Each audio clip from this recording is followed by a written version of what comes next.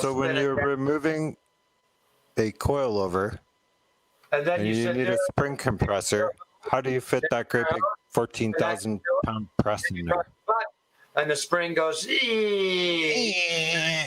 clamps, and you put it on there. Yeah. Okay. Until you get the assembly together. Normally, the shop required 3 clamps. Oh. Or one 14,000 pound press for compressing springs. So where's this shop? It's located in Joliet, Illinois. I worked there for 7-8 years. That was way back in the fucking day. That was 20 years ago now. I thought you got the welder yesterday. The fuck was about now? The welder you got now? He asked about the press. I didn't get a press. You were one of the top 20 rated bodymen in Colorado with a $100 welder. Colorado in Joliet for Greg. I was in the top 50. Yeah, easily in the state. Hello. Hello, guys. How are we? Howdy. Just want to hop on, see what's going on. Well, we're trying to get down to the truth. The world is still insane, and I'm joining them. I know, right? I just come from a neighbor house, and he's telling me about this trans kid shot up the school there. What? Trans kid? Do tell. Yeah, down in Texas. In Texas? Oh, my goodness. They had a car chase. They had a report of a stolen car, and they chased it to a school. Guy gets out of the school, runs into the school, and there is so much gunfire. The word on the street from witnesses is there was as many injuries by the police as there was by the gunman they were chasing. You better. Now it says he's one of these transgender. I could care less if it's transgender. Whatever it is you do in your bedroom, you can keep it there. It's none of my business. But he did it in a schoolhouse. Amen, brother. The other thing I would suggest is that anybody that's found or have sex, it's not necessary to run down the street saying, I have sex in a gay parade. So you get paid. Whatever you do in your bedroom is none of my business. Yeah, it's sex at a gay parade. Amen, bro. I wasn't brought up by that. Well, Mouse, hold on. Mouse, you're saying that the police shot up all those kids? Everyone says that Eric Brown was gay. I had no interest, and he had no interest in me, and that subject never came up. So I don't know if he was gay or not. Did you hit on him? No. Why would I? I have no interest. Thought you were trans? You did have interest, big time. He would either be some servitude that he could show would be much of a visual prompt. I don't even think for a gay man, so I don't know. But I'm not a judge like that. I had an uncle who was gay. What if he did just a little bit? Like, tickle his nut. Friends. There was a guy in Galesburg who run an after-hours party. Bars had closed. Everyone go over there till fucking 7, 8 o'clock in the morning. Bars had closed at 2. He had keggers. He had a full bar in his basement, everything. Everybody was invited as long as they paid $10 at the door. And they were over 18. They never paid attention to that. Not at that house. I never went. See, that's a problem, Mouse. That's a problem. I DJ'd there twice. In both times, there was an incident within an hour. I left. I pulled my equipment and left. So, I did. What kind of incident? Huh? What kind of incident? It was just pop 90s. Huh? Pop 90s. You said there was an incident and you pulled your equipment and left. What kind of incident? They had a fight. Who's they? You left because there was a fight in a bar? Yeah, really? No, in small towns, if you're a member of the small town and the bar's closed, everybody knows where the after-hour party is. There's always one or two in a small town. But Galesburg is not that big. Everybody knew everybody. That's why I'm saying this. There's somebody that claims to be in Galesburg that knew me. Well, did everybody know everybody's age? If they knew everybody, you know how old they were. I think I knew a man from Gillsburg. Why? You know Andy Warski? I didn't care. I mean, that wasn't anything to do with me, but it's not something I hung around with. It was a dangerous environment. Especially Andy. Andy was a bad dude. Andy Warski. You know Andy Warski? Yeah. I will tell you, the other night I had Holly on here, and she was explaining the abuse that she had gone through and stuff like that. And that's one of the things that I wanted to explain to people is I was there when her father broke down and asked for her forgiveness. And if I hadn't been there, that never would have happened. Oh, come on, Max. Cut the shit. No, don't. Shit now. Story. I'm not the one that told the story, so shut up or go back and listen to the goddamn show. So let me finish what the fuck I'm trying to say as well. More raging. Okay. What I'm trying to explain is she lie about the bullshit went for me, all this bullshit. Out of there. Why are you talking bullshit? Who's talking bullshit? Holly will tell you herself how many girls she pulled out of that fucking party. She'd have to go over there every fucking weekend. I'm not talking about that part, the part if it wasn't for you. That's the party I'm talking about. Someone else run it in town. I had nothing to do with it. Everybody fucking knows it. Holly was the one that was going there and giving everybody lifts out of there. Then why are you taking credit for it? Something happened, she would be the fucking mule in order to get him the fuck out of there when shit hit the fan. Somebody's doing stupid or trying to get, trying to have sex or something like that, or an underage girl being there. Gay sex? Holly was the one that responded to those calls to get those girls out of there. They shouldn't have been there to begin with. About it, she was driving my goddamn truck in order to go pick them up because she was my girlfriend at the time, and she got a call. Listen, I picked up the underage girls. Fucking morning, 3:00 in the morning. Hey, I got a call. She was the one that was on call for someone who was in trouble in town. Oh, that seems like if that happens that much, Mouse, you should have known. I broke up a lot of parties that way. I stopped the bullshit at Bigfoot's. Bigfoot? No, the bullshit at Bigfoot. No. Yeah, Bigfoot gay bar. Galesburg. I'll just say that. We've all heard about the bullshit at Bigfoot. Never have seen the things I seen at Bigfoot's and any bar and just about in any time period. Okay, I seen stuff that they wouldn't do in the middle of Valhalla during a God's feast. Gay stuff? Gay stuff. Oh, dude, we had that was what's so fucked up about Bigfoot's. We had every single class there.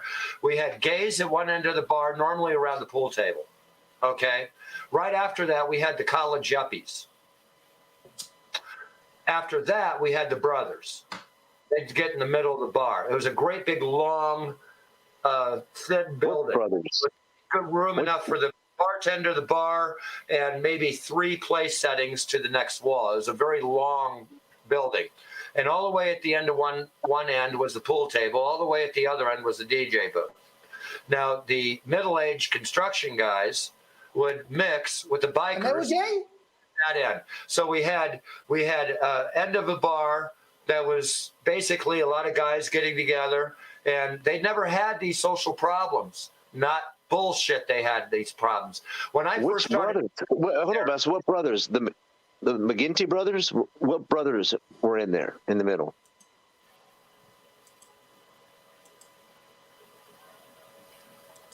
Can you hear the crickets, David? If you can't have bikers. Which brothers are you talking about? We need what brothers? Anyway, we had this strange mix at this bar.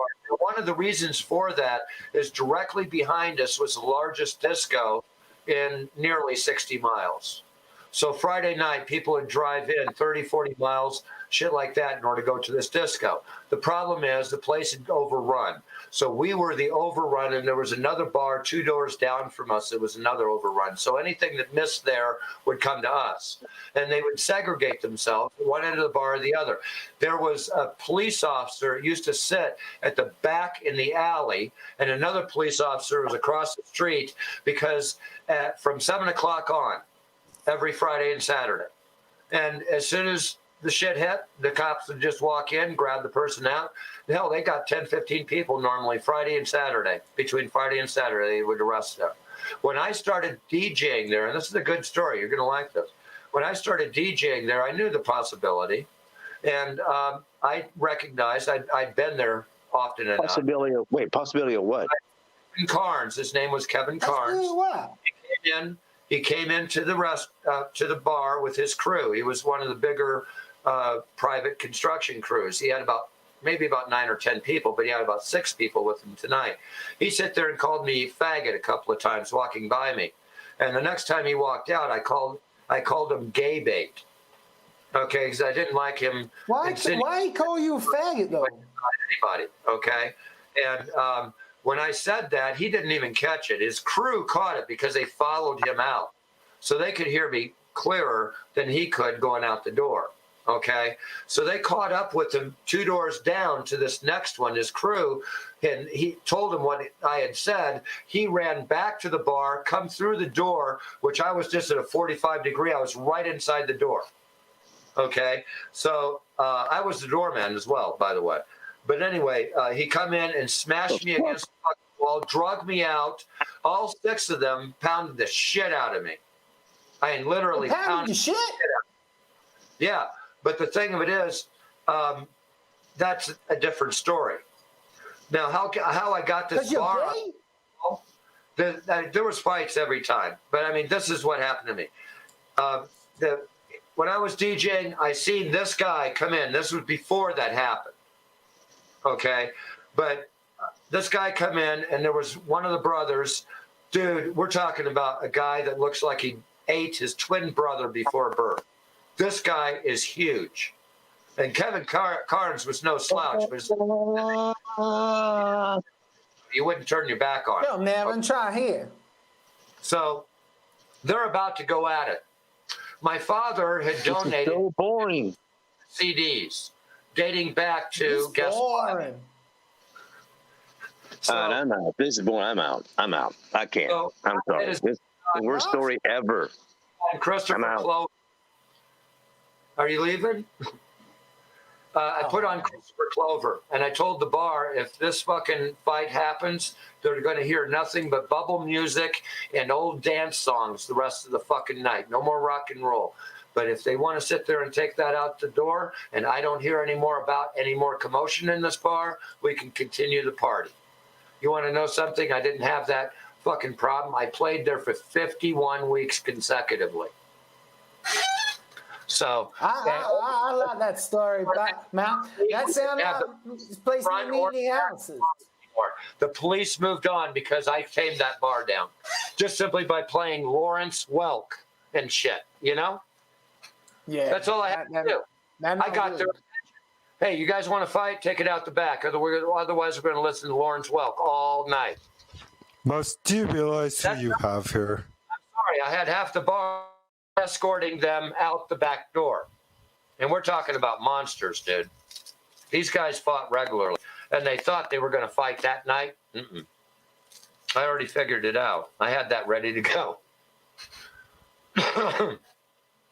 Mouse, that reminds me of bar when Alice's. You been to Alice's? Where? Alice's. Alice's Dum Dum. Alice Dum Dum. Jesus, Murphy, get it into you. Take it out your ear. I went out to Alice's. My man Shaggy. Shaggy comes in. We 38, and you go down to Alice's. They got the girls, the Chinese girls, and they're young. They're real young.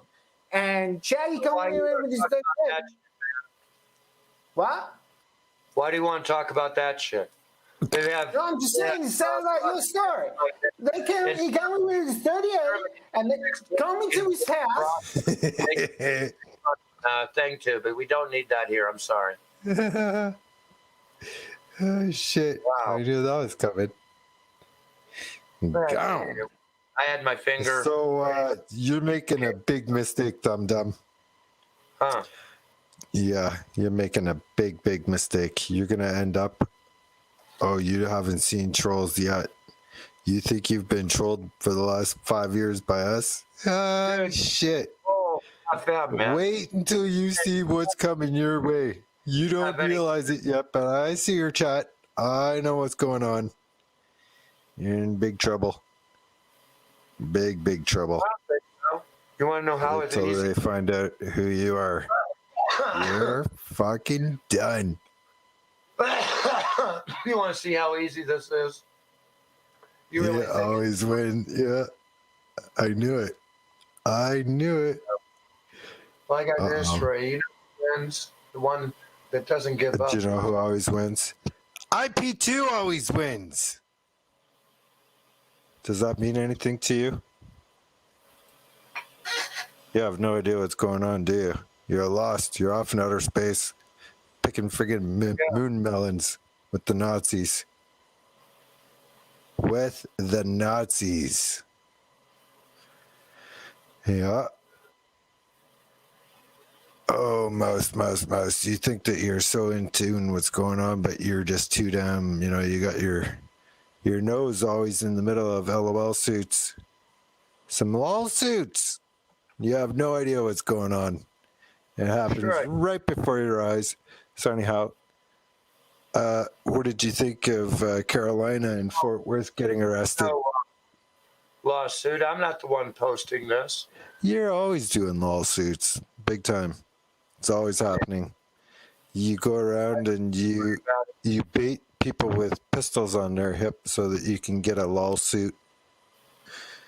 It's like you try and keep really, really busy with charges and lawsuits and all that stuff so that you don't have to do anything else. These guys are going to have enough Quite the problem. point. I don't know what the hell you. I mean, Mouse really, always loses. IP2, Mouse always loses. Always. You do a lot of when you come onto my show, man. What?